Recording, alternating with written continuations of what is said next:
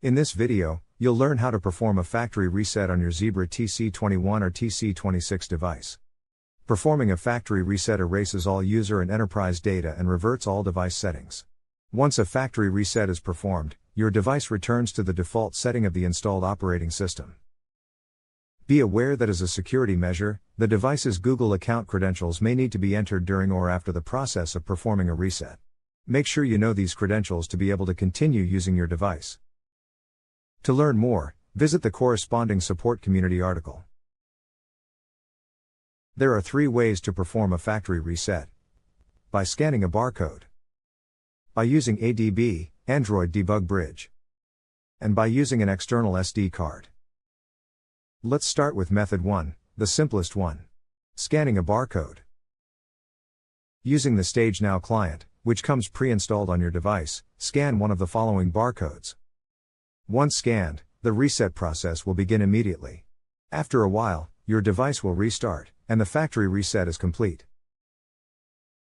For methods 2 and 3, you'll need to acquire a factory reset file for your device.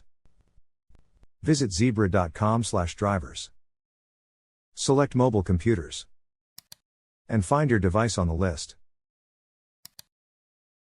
In the operating system section, follow the links corresponding to your device's region and operating system version. Download the factory reset file.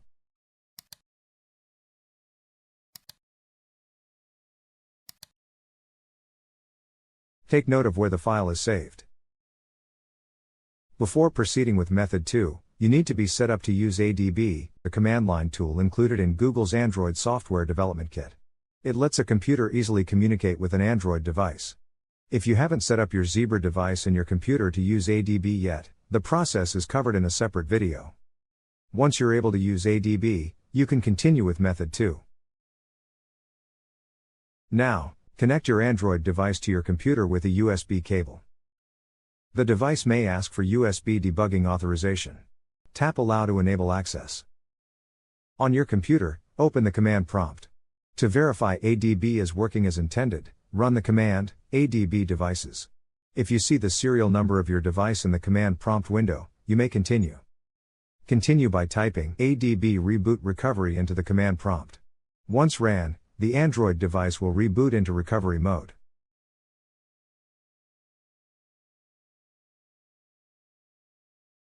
Here, you can use the volume up and down buttons to navigate the menus. Navigate to Apply Upgrade from ADB, and press the Power button to confirm your choice.